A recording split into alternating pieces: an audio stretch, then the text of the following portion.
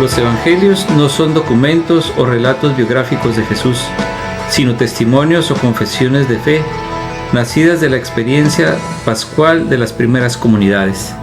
Bienvenidos al programa Viviendo el Evangelio. La vida de la Iglesia es una vida pastoral.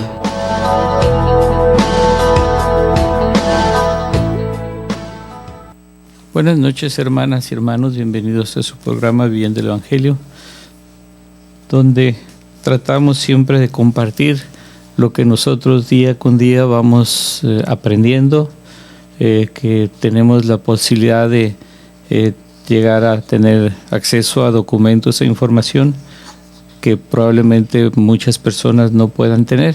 Entonces la idea es compartir precisamente todo esto a lo que nosotros tenemos acceso. Y un saludo muy especial a la señora Gloria Stuart, que nos habló hace 8 días. Nos dijo que le gustó el tema y le gustaría saber cómo tener la información que manejó.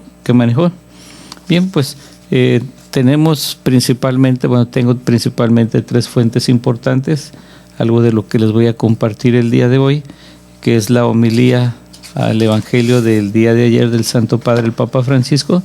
Pues lo bajo de Radio Vaticano o vaticano.va, vaticano.va. Esa es una de las fuentes importantes mías, y la otra es asiprensa.com. Entonces es de allí de donde yo me informo. También otra página muy importante o interesante es catholic.net. Entonces son unas de las partes importantes. Aparte también pues documentos que pues estoy en diferentes pláticas, como hace 2 semanas tuvimos tuvieron los sacerdotes la semana de formación, donde a mí se me permitió asistir. Estuvimos escuchando un sacerdote que vino de la Ciudad de México para explicarnos un poco sobre lo que es la pastoral urbana, la experiencia del Santo Padre en Buenos Aires, siendo él desde obispo auxiliar.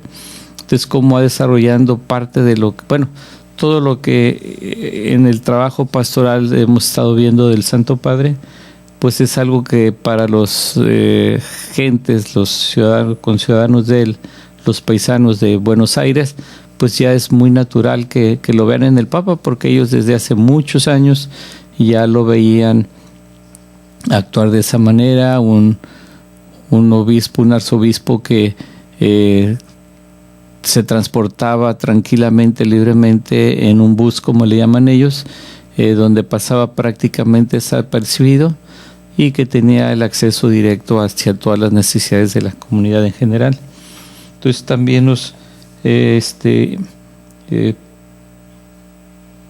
propusieron o invitaron a tener un texto muy interesante, que es Misericordiosos como el Padre, que es un texto con claves y propuestas para la comunidad evangelizadora.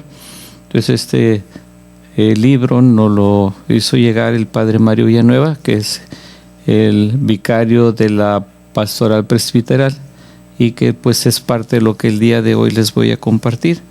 Entonces, dando inicio antes de que nos ajuste el tiempo de este primer segmento, es la homilía del Santo Padre, el Papa Francisco, al Evangelio del día de ayer, y también el día de hoy, que celebramos la dedicación de la Basílica de San Juan de Letrán. Un poco una rápida explicación de dónde viene esta dedicación de la primera basílica, la primera catedral, podríamos decirlo propiamente, de la Iglesia Católica. Y bien, pues para entrar en el contexto de la homilía del Santo Padre, pues vamos a dar lectura de el Evangelio que se proclamó el día de ayer, que es el Evangelio según San Marcos. En aquel tiempo Jesús enseñaba a la multitud y les decía: cuidado con los escribas, les encanta pasearse con amplios ropajes y recibir reverencias en las calles. Buscan los asientos de honor en las sinagogas y los primeros puestos en los banquetes. Se echan sobre los bienes de las viudas, haciendo ostentación de largos rezos. Estos recibirán un castigo muy riguroso. En una ocasión Jesús estaba sentado frente a las alcancías del templo, mirando cómo la gente echaba allí sus monedas. Muchos ricos daban en abundancia. En esto se acercó una viuda pobre y echó 2 moneditas de muy poco valor. Llamando entonces a sus discípulos, Jesús les dijo: yo les aseguro que esa pobre viuda ha echado en la alcancía más que todos, porque los demás han echado de lo que les sobra, pero ésta en su pobreza ha echado todo lo que tenía para vivir. Palabra del Señor, gloria a ti, Señor Jesús. Bien, pues este es un ejemplo claro que nos da Jesús de cómo tenemos que tener una confianza plena en Dios, que en su infinita misericordia y providencia divina, pues nos van a asistir, de manera en que nosotros realmente, principalmente, nos neguemos a nosotros mismos, y negarnos en nosotros mismos es precisamente abandonarnos en las manos de Dios, dejar toda la confianza en Dios. Bien, ¿qué es lo que nos dice el Santo Padre, o que nos dijo el día de ayer? Y nos dice: queridos hermanos y hermanas, buenos días con este lindo sol. El episodio del Evangelio de este domingo se compone de 2 partes. En una se describe cómo no deben ser los seguidores de Cristo. En la otra se propone un ideal ejemplar de cristiano. Comencemos por la primera. ¿Qué cosa no tenemos que hacer? En la primera parte, Jesús adeuda a los escribas, maestros de la ley, 3 defectos que se manifiestan en su estilo de vida: soberbia, avidez e hipocresía. A ellos les gusta pasearse con largas vestiduras, ser saludados en las plazas y ocupar los primeros asientos en las sinagogas y banquetes. Pero bajo apariencias tan solemnes se esconden falsedades e injusticias. Mientras se pavonean en público, usan su autoridad, así dice Jesús, para devorar los bienes de las viudas, a las que se consideraba, junto con los huérfanos y los extranjeros, como a las personas más indefensas y desamparadas. En fin, los escribas, dice Jesús, fingen hacer largas oraciones. También hoy existe el riesgo de asumir estas conductas. Por ejemplo, cuando se separa la oración de la justicia, porque no se puede rendir culto a Dios y causar daño a los pobres.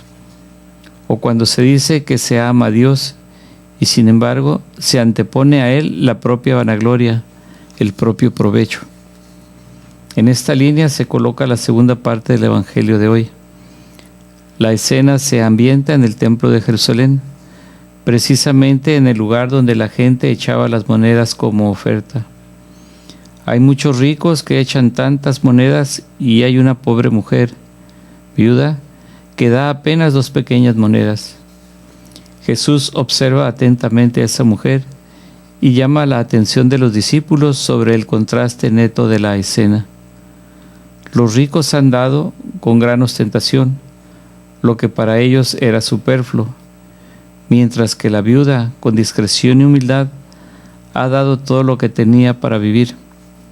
Por ello, dice Jesús, ella ha dado más que todos. Debido a su extrema pobreza, hubiera podido ofrecer una sola moneda para el templo y quedarse con la otra. Pero ella no quiere hacer a medias con Dios, que se priva de todo. En su pobreza ha comprendido que teniendo a Dios lo tiene todo. Se siente amada totalmente por Él y a su vez lo ama totalmente. Qué lindo ejemplo de esa viejecita, lindo ejemplo, dice el Santo Padre. Jesús hoy nos dice también a nosotros que el metro de justicia no es la cantidad, sino la plenitud. Hay una diferencia entre cantidad y plenitud. Tú puedes tener tanto dinero, pero ser una persona vacía. No hay plenitud en tu corazón. Piensen esta semana en la diferencia que hay entre cantidad y plenitud. No es cosa de billetera, sino de corazón. Hay diferencia entre billetera y corazón. Hay enfermedades cardíacas que se hacen que el corazón se baje hasta la billetera, y esto no va bien. Amar a Dios con todo el corazón significa confiar en Él, en su providencia, y servirlo en los hermanos más pobres sin esperar nada a cambio. Permítanme que cuente una anécdota que sucedió en mi diócesis precedente. Estaban en la mesa una mamá con sus 3 hijos, y el papá estaba en el trabajo. Estaban comiendo milanesas. En ese momento llama a la puerta y uno de sus hijos, chicos, 5, 6 y 7 años, el más grande, viene y dice: mamá, hay un mendigo que pide comida. Y la mamá, una buena cristiana, les pregunta: ¿qué hacemos? Démosle, mamá. Bien, agarra el tenedor y el cuchillo y le quita la mitad de cada milanesa. Ah, no, mamá, no, así no. Agarra de la refrigeradora. No, preparemos 3 sándwiches así. Y los hijos aprendieron que la verdadera caridad, se hace no con lo que nos sobra, sino con lo que nos hace falta o lo que nos es necesario. Estoy seguro que esa tarde tuvieron un poco de hambre, pero así se hace. Ante la necesidad del prójimo estamos llamados a privarnos como esos niños de la mitad de la milanesa, en algo indispensable, no solo de lo superfluo. Estamos llamados a dar el tiempo necesario, no solo el que nos sobra. Estamos llamados a seguir enseguida, sin reservas, algún talento nuestro, no después de haberlo utilizado para nuestros objetivos personales o de grupo. Bien, se nos termina este tiempo de este primer segmento. Yo regreso después de una pausa. Estamos en su programa Viviendo el Evangelio. Regresamos después de una pausa. La vida de la iglesia es una vida pastoral.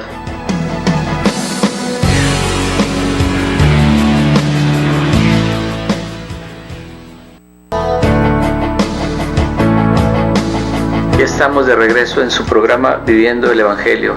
Regresamos. La vida de la iglesia es una vida pastoral.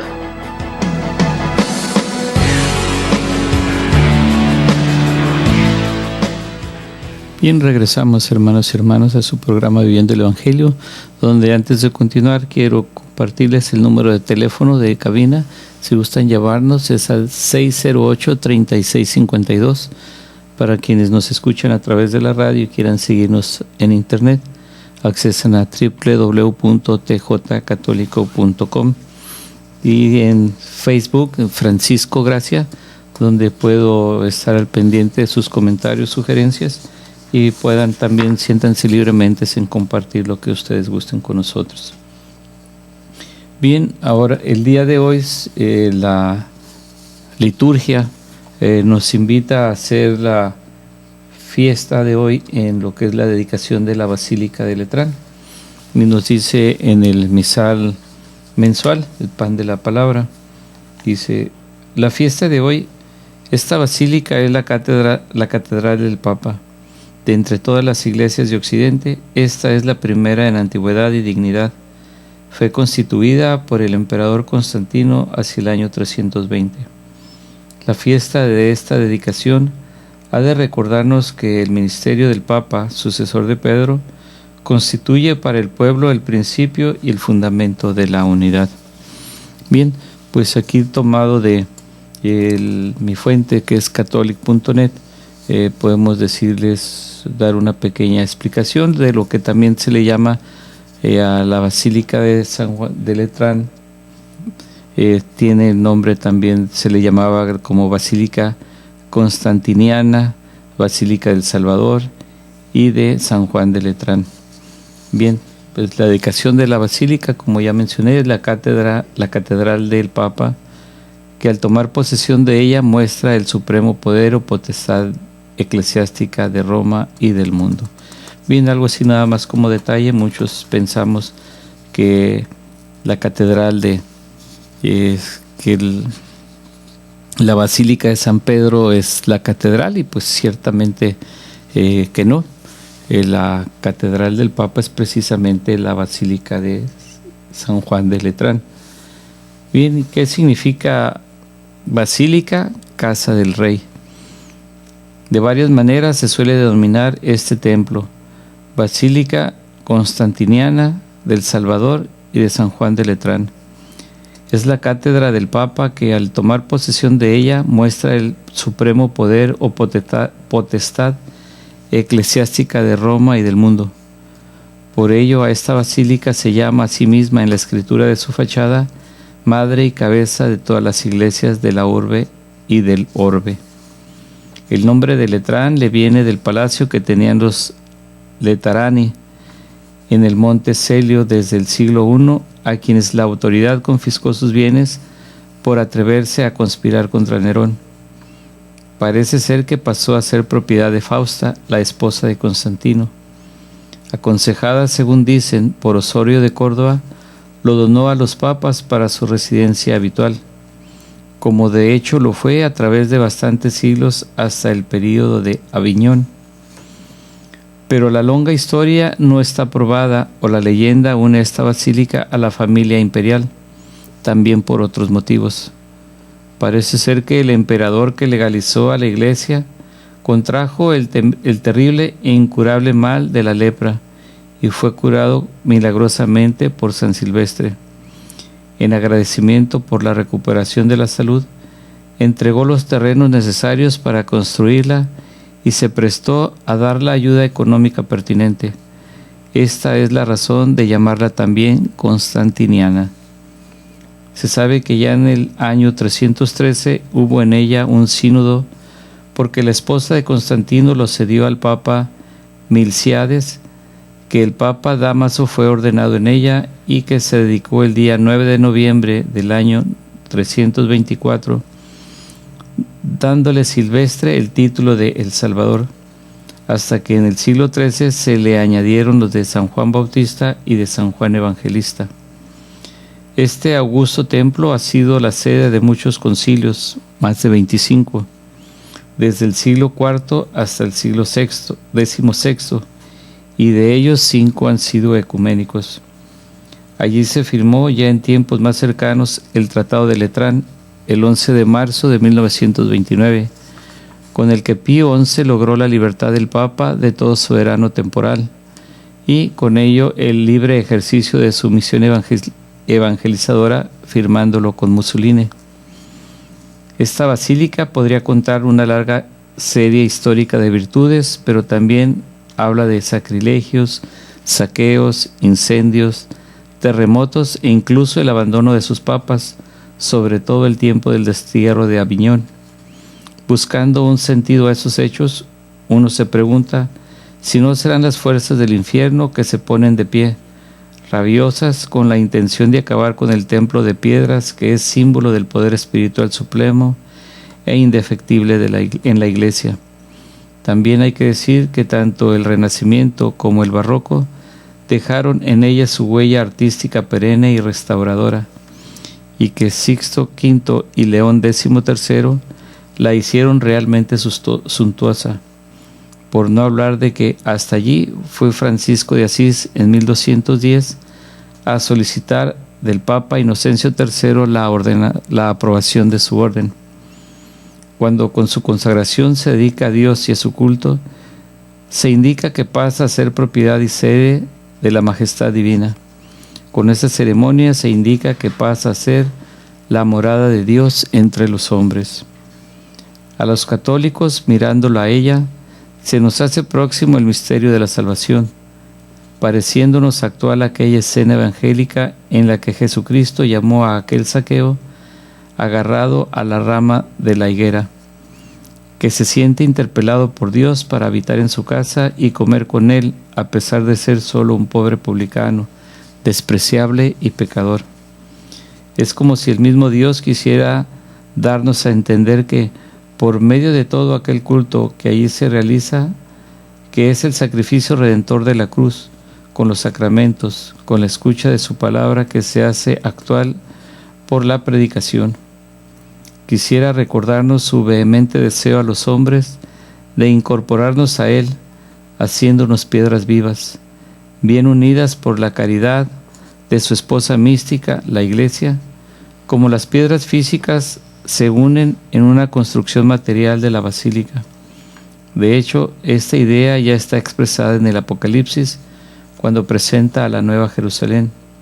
Y por qué no decirle, la basílica con su grandeza y su miseria es también un símbolo de la iglesia de todos los tiempos, donde hubo, hay y habrá persecuciones y flaquezas, intereses humanos y divinos, política, arte, espíritu, dogma y santidad.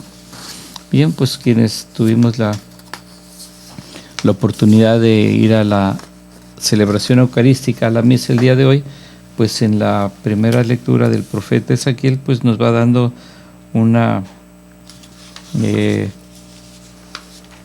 pues cómo podríamos decirle, una reseña, una orientación de cómo estaba orientado el templo de aquel entonces. Entonces, pues tiene un gran signo, un significado para nosotros lo que es la Basílica de San Juan de Letrán, que es la catedral del Papa, y que pues es allí la casa de Dios, la Jerusalén de la tierra. Y bien, ya en el próximo segmento les compartiré un poco de lo que será el año de la misericordia, que el Santo Padre el 11 de abril pasado, las vísperas, en las primeras vísperas del domingo, hace mención sobre el por qué, bueno, allí entrega la bula de la misericordia y por qué llama a este jubileo extraordinario de la misericordia, ya que el jubileo ordinariamente se hace cada 25 años. Entonces recordemos que en el año 2000 el Papa en aquel entonces, Juan Pablo II, hoy San Juan Pablo II, convocó al año por el nuevo milenio, el año de la paz, al jubileo. Entonces este jubileo extraordinario es así propuesto por el Santo Padre, por la realidad que estamos viviendo ahorita de tanta violencia, tanta persecución, tantas atrocidades que se están cometiendo en la humanidad, y que pues apelamos a la misericordia de Dios para que haya una conversión en todos y cada uno de nosotros en los diferentes ámbitos en los que nos desenvolvemos y también en la iglesia misma, ¿no? Entonces aquí les puedo compartir en lo que nos resta de este primer segmento. Dice, el Papa Francisco te explica por qué ha convocado al Jubileo de la Misericordia. Entre otros motivos, para convertir criminales y corruptos, la bula presentada oficialmente explica los propósitos del Papa y de la Iglesia en este año santo extraordinario. Esto será a partir del 8 de diciembre de este año, y que el Santo Padre, el Papa Francisco, lo presentó el sábado 11 de abril en la Basílica Vaticana, presidió las primeras vísperas del Domingo de la Misericordia, en ocasión de la entrega y la lectura de la bula Misericordia Vultus, para la convocatoria del Jubileo Extraordinario de la Misericordia, que se abrirá el próximo 8 de diciembre y concluirá el 20 de noviembre de 2016. Y bien, pues ya se nos termina el tiempo de este segundo segmento. Yo iniciaré por qué la exhortación del Santo Padre a este año de la misericordia. Entonces regreso después de una pausa. Estamos en su programa Viviendo el Evangelio. Regresamos después de una pausa. La vida de la Iglesia es una vida pastoral.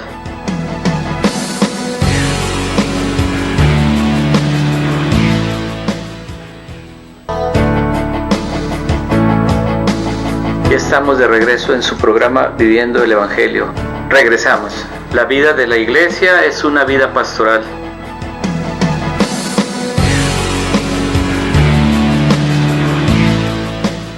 Bien, regresamos a este tercer segmento donde les voy a compartir cuál es la fuente de la que comparto yo todo esto, y es la página de Aletheia, así como se oye, lo voy a deletrear, A-L-E-T-E y latina A. Dice, la palabra del perdón puede llegar a todos. El pontífice exhortó a la conversión a los hombres y mujeres que pertenecen a algún grupo criminal, cualquiera que éste sea. Asimismo, explicó que los sacerdotes del mundo tendrán el mandato del Papa para perdonar a todas las personas promotoras o cómplices de corrupción. La bula del jubileo es un documento fundamental para conocer el espíritu con el que ha sido convocado, las intenciones y los frutos esperados por el Papa. No caigáis en la terrible trampa de pensar que la vida depende del dinero y que ante él todo el resto se vuelve carente de valor y dignidad.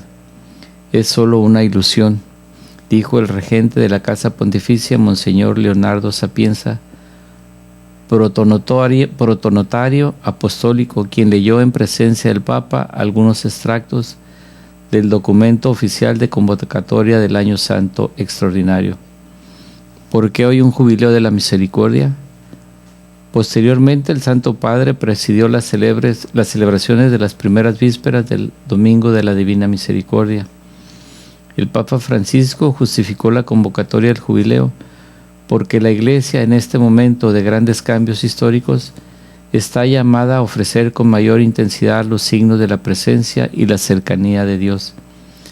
Este no es un tiempo para estar distraídos, sino al contrario, para permanecer alertas y despertar en nosotros la capacidad de ver lo esencial. Es el tiempo, continuó, para que la Iglesia redescubra el sentido de la misión que el Señor le ha confiado el día de Pascua, ser signo e instrumento de la misericordia del Padre. Por eso el Año Santo tiene que mantener vivo el deseo de saber descubrir los muchos signos de la ternura que Dios ofrece al mundo entero, sobre todo a cuantos sufren, se encuentran solos y abandonados, y también sin esperanza de ser perdonados y sentirse amados por el Padre, añadió. Un año santo para sentir intensamente dentro de nosotros la alegría de haber sido encontrados por Jesús.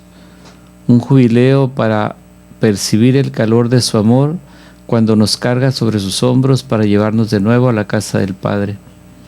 Un año para ser tocados por el Señor Jesús y transformados por su misericordia para convertirnos también en testigos de misericordia, explicó el Papa Francisco. Es el tiempo favorable para curar las heridas, para no cansarnos de buscar a cuantos esperan ver y tocar con la mano los signos de la cercanía de Dios, para ofrecer a todos el camino del perdón y de la reconciliación. Que la Madre de la Divina Misericordia abra nuestros ojos para que comprendamos la tarea a la que estamos llamados y que nos alcance la gracia de vivir este jubileo de la misericordia con un testimonio fiel y fecundo. El Papa pide al Dios de la misericordia por los cristianos perseguidos. El pontífice recordó que la paz sigue siendo el deseo de tantos pueblos que sufren la violencia inaudita de la discriminación y de la muerte, solo por llevar el nombre de cristianos.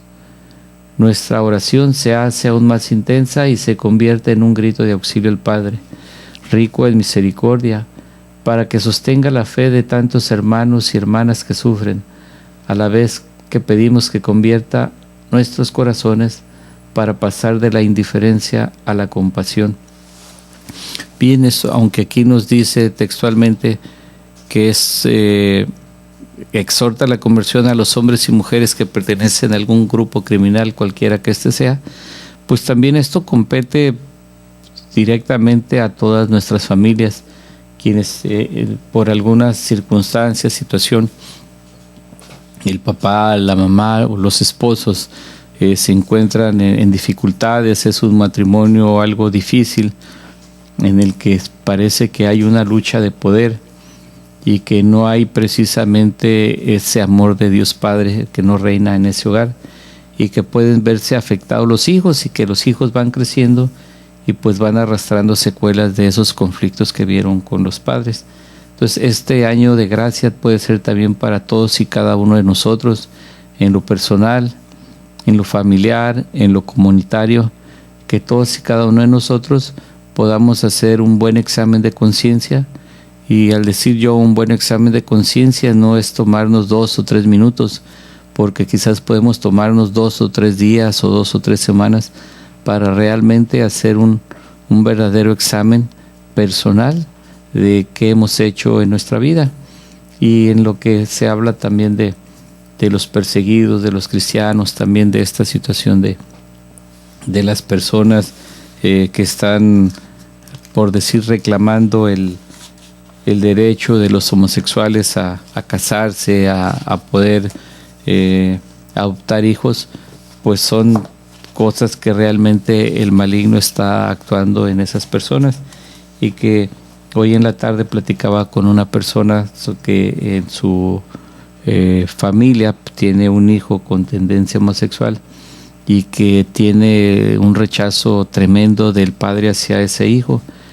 Entonces la mamá sufre mucho al ver cómo el papá ofende gravemente, fuertemente a su hijo, y que pues lágrimas expresa, ¿no?, cómo sufre ella cuando esta persona me explicaba que pues su hijo terminó la carrera de medicina con un promedio de 9.9, en el hospital donde está haciendo sus prácticas es muy querido, respetado, y pues sufre mucho como en su casa el propio padre no acepta esa situación del hijo, que lejos de ayudar pues empeora la situación.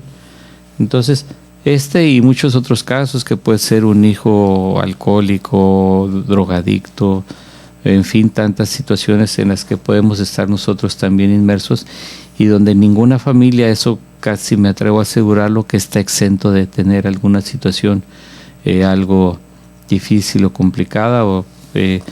Siempre digo yo que todos somos una familia disfuncional, porque nosotros vamos caminando hacia la santidad. Tenemos todos y cada uno de nosotros muchos defectos que corregir, y que tenemos que empezar por nosotros mismos. Bien, antes de que concluya este tercer segmento, les puedo compartir, por ejemplo, lo que aquí nos dice en este material, que es un jubileo. Nos dice: el jubileo o año santo es un año especial en que se busca vivir con mayor intensidad el perdón y la reconciliación. Es un año en el que todos los cristianos son invitados a vivir un perdón total, la indulgencia, y a profundizar la relación con Dios y con el prójimo. Por ello, también es una invitación a la conversión, y es una invitación para toda la Iglesia, porque, como decía Pablo VI, es un deber de la Iglesia ayudar a que nazca la liberación y hacer que sea total. El origen judío del jubileo. La celebración del jubileo tiene su origen en el judaísmo. Consistía en una conmemoración de un año sabático que se realizaba cada 50 años. Durante el año se ponían a los esclavos en libertad, se restituían las propiedades a quienes les habían perdido, se perdonaban las deudas, las tierras debían permanecer sin cultivar y se descansaba. En la Biblia encontramos algunos pasajes en los que se menciona la celebración judía. Uno de los más importantes se encuentra en el libro de Levítico, pues describe algunas formas de vivir ese año de liberación. Aquí ya nos dice de Levítico capítulo 25, versículos del 9 al 17, dice: el año jubilar. Declararán santo el año 50 y proclamarán por el país liberación para todos sus habitantes. Será para ustedes un jubileo. Cada uno recobrará su propiedad y retornará a su familia. El año 50 será para ustedes año jubilar. No sembrarán, ni segarán los rebrotes, ni vendimiarán las cepas no cultivadas, porque es el año jubilar, que será sagrado para ustedes. Comerán lo que den sus campos por sí mismos. En este año cada uno recobrará su propiedad. Si vendes o compras algo, que nadie perjudique a su hermano, que nadie perjudique a su prójimo. Y teme a tu Dios, porque yo soy el Señor tu Dios. Palabra del Señor. Es Levítico 25, capítulo 25, versículos del 9 al 17. Yo aquí en Lucas 4, versículos 16 al 19, nos dice el año de gracia anunciado por Jesús. En el Nuevo Testamento, Jesús se presenta en la sinagoga de Cafarnaún y lee el pasaje de Isaías, en el que se proclama un año de gracia. Jesús retoma las palabras del profeta Isaías: el Espíritu del Señor está sobre mí, porque me ha ungido para anunciar la buena noticia a los pobres. Me ha enviado para proclamar la liberación a los cautivos y la vista a los ciegos, a dejar en libertad a los oprimidos y a proclamar un año de gracia del Señor. Jesús recuerda también las palabras de Isaías, pero con algunas modificaciones. La más importante es que Él mismo se presenta como el mensajero anunciado por Isaías. Y además reinterpreta el año de gracia al poner un punto final a la cita de Isaías, que continuaba anunciando un día de venganza de nuestro Dios. El año que anuncia Jesús es un año de liberación, de curación y de reconciliación. Bien, se nos acaba el tiempo de este segmento y yo regreso después de una pausa.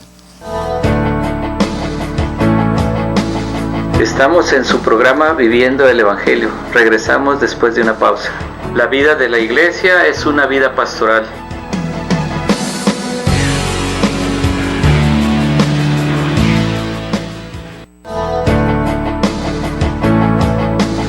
Ya estamos de regreso en su programa Viviendo el Evangelio. Regresamos. La vida de la iglesia es una vida pastoral.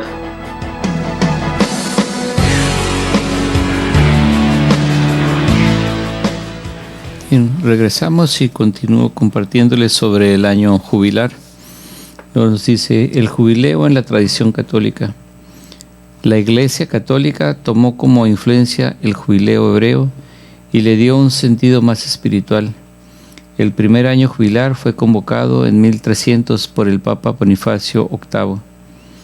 Los jubileos siguientes se conmemorarán cada 25 o 50 años con el objetivo de que cada persona viva al menos uno en su vida. Estos son los jubileos ordinarios. Los años santos ordinarios celebrados hasta hoy han sido 26. El último fue el jubileo del año 2000, proclamado por Juan Pablo II. Pero los jubileos pueden ser ordinarios o extraordinarios. El ordinario acontece en un intervalo ya establecido. En cambio, el año santo extraordinario se proclama como celebración de un hecho destacado. La costumbre de proclamar años santos extraordinarios se remonta al siglo XVI. Los últimos de ellos, celebrados el siglo pasado, fueron el de 1933, proclamado por Pío XI, con el motivo del 19º centenario de la Redención, y el de 1983, proclamado por Juan Pablo II por los 1950 años de la Redención. El jubileo proclamado por el Papa Francisco es un año santo extraordinario dedicado a la misericordia. Ritos de apertura del jubileo. El rito inicial del jubileo comienza con la apertura de la puerta santa de la Basílica de San Pedro. Esta puerta solo se abre durante un año santo. La apertura de la puerta significa que se abre un camino extraordinario hacia la salvación. El Papa debe tocar la puerta con un martillo 3 veces mientras dice: Aperite imi mi porfas, justitiate ingressus in eas confitebor Domino. Esto es en latín, creo que no lo pronuncié muy bien, pero aquí viene la traducción también en español. Dice: ábranme las puertas de la justicia, entrando por ellas confesaré al Señor. Cuando se abre, se entona el Te Deum, y el Santo Padre atravesará esta puerta junto a sus acompañantes. Bueno, aquí les comparto, hace algunos años también tuvimos el Te Deum aquí en Tijuana, que lo vivimos y que se llevó a cabo en lo que será la futura catedral, donde estuvo el arzobispo Rafael Romo Muñoz, acompañado del obispo de Ensenada en aquel entonces, don Sigifredo Noriega. Estuvieron presentes el gobernador Guadalupe Osuna Millán y presidente municipal Jorge Ramos. Y esto pues ya en otro programa les podré explicar lo que es el Te Deum. Nos dice, continúo, el jubileo de la misericordia en la web. Para que todos puedan estar informados de las novedades del jubileo, se ha abierto una página oficial, www.iujubileo.org. jubileomisericordiae.va, en la que aparecen noticias e iniciativas diversas que nos ayudarán a seguir la actualidad y a concretar las distintas propuestas en nuestro ámbito y en nuestras comunidades. Conviene visitar con frecuencia para ver las novedades que surgen. En la sección Noticias, por ejemplo, aparecen distintos grupos de trabajo y comisiones que organizan jubileos específicos dentro del Gran Jubileo de la Misericordia. Y también se dan noticias de actualidad como el envío y preparación de misioneros de la Misericordia, propuestas diocesanas, experiencias realizadas en diversos lugares. También hay en la misma página un calendario donde se puede ver las fechas importantes y acciones concretas que se proponen para celebrar este año jubilar. Y aquí en lo que nos proponen algunos jubileos específicos, pues nos señala el jubileo de cuantos operan en los santuarios, el jubileo de la vida consagrada, el jubileo para los devotos de la espiritualidad de la Divina Misericordia, el jubileo de los adolescentes de entre 13 y 16 años, el jubileo de los diáconos, el jubileo de los enfermos y de las personas diversamente hábiles, el jubileo de los jóvenes, el jubileo de los voluntarios y operadores de la misericordia, el jubileo de los sacerdotes, el jubileo de los catequistas, el jubileo de los reclusos, el jubileo mariano. Las fechas que allí figuran se refieren a actos que se realizan generalmente desde Roma. Sería interesante que cada diócesis o comunidad parroquial pudiera realizar signos o celebraciones en consonancia con los de Roma, u otros distintos en las mismas fechas o en momentos diferentes. Bien, pues tenemos toda una dinámica para vivir realmente un tiempo de conversión y la invitación que hago es pues precisamente, y lo comentaba antes de iniciar el programa con Adolfo, de que pues precisamente dentro de un mes, ya en un mes sería el 9 de diciembre, y estuviéramos viviendo el año de la misericordia. Y bien, algo que nos permite o podemos ganar, que son las indulgencias, y aquí podemos decir que la misericordia de Dios transformada en indulgencia. Aquí les voy a compartir brevemente algo sobre lo que es la indulgencia, que ya en los próximos programas, pues en la medida que les vaya compartiendo los temas, pues podré ir explicando más pausadamente pues este año de la misericordia. Nos dice, el jubileo lleva consigo también la referencia a la indulgencia. En el año santo de la misericordia, ella adquiere una relevancia particular. El perdón de Dios por todos nuestros pecados no conoce límites. En la muerte y resurrección de Jesucristo, Dios hace evidente este amor, que es capaz incluso de destruir el pecado de los hombres. Dejarse reconciliar con Dios es posible por medio del misterio pascual y de la mediación de la Iglesia. Así entonces, Dios está siempre disponible al perdón y nunca se cansa de ofrecerlo de manera simple, nueva e inesperada. Todos nosotros, sin embargo, vivimos la experiencia del pecado. Sabemos que estamos llamados a la perfección, pero sentimos fuerte el peso del pecado. Mientras percibimos la potencia de la gracia que nos transforma, experimentamos también la fuerza del pecado que nos condiciona. No obstante el perdón, llevamos en nuestra vida las contradicciones que son consecuencia de nuestros pecados. En el sacramento de la reconciliación, Dios perdona los pecados, que realmente quedan cancelados, y sin embargo la huella negativa de los pecados deja en nuestros comportamientos y en nuestros pensamientos, permanece. La misericordia de Dios es incluso más fuerte que esto.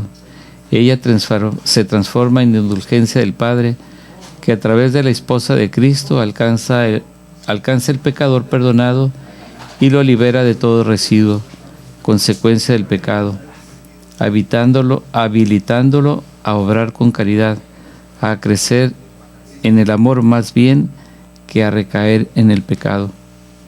La Iglesia vive la comunión de los santos. En la Eucaristía, esta comunión, que es don de Dios, actúa como unión espiritual que nos une a los creyentes con los santos y los beatos, cuyo número es incalculable.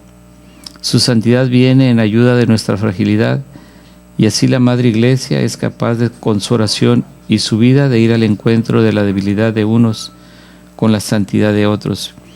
Vivir entonces la indulgencia en el año santo significa acercarse a la misericordia del Padre, con la certeza que su perdón se extiende sobre toda la vida del creyente. Indulgencia es experimentar la santidad de la Iglesia, que participa a todos los beneficios de la redención de Cristo, para que el perdón sea extendido hasta las extremas consecuencias a la cual llegue el amor de Dios. Vivamos intensamente el jubileo pidiendo al Padre el perdón de los pecados y la dispensación de su indulgencia misericordiosa. Bien, algo aquí que nos dice sobre el pecado, que siempre queda la huella. Dice: en el sacramento de la reconciliación Dios perdona los pecados que realmente quedan cancelados. Sin embargo, la huella negativa que los pecados dejan en nuestros comportamientos y en nuestros pensamientos permanecen. Esto aquí es algo que puedo yo explicarles brevemente, sin temor a equivocarme, de lo que es el purgatorio. Cuando nosotros, Dios nos llame a su presencia, pues vamos a pasar por el purgatorio, porque los pecados que hayamos cometido no son perdonados, pero la pena, la huella de ese pecado cometido, pues es lo que tenemos que purificar a través del purgatorio.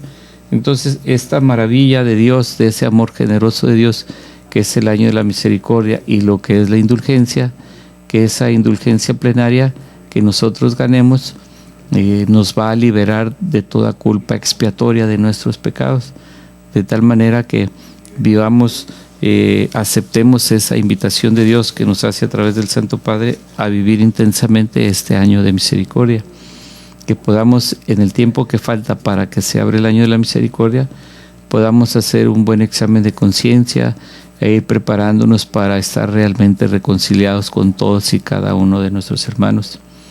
Bien, pues el tiempo ya se nos acaba. Continuaré compartiendo con ustedes sobre el año de la misericordia en los próximos programas.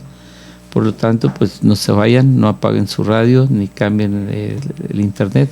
Sigue nuestro hermano Darío Gamboa con su programa, y yo me despido de ustedes deseándoles muy buenas noches y Dios nos bendiga a todos. Hasta la próxima. Me llamo Francisco Gracia, me despido de ustedes, recordándoles que vivir el Evangelio es nuestro itinerario de vida. Hasta la próxima.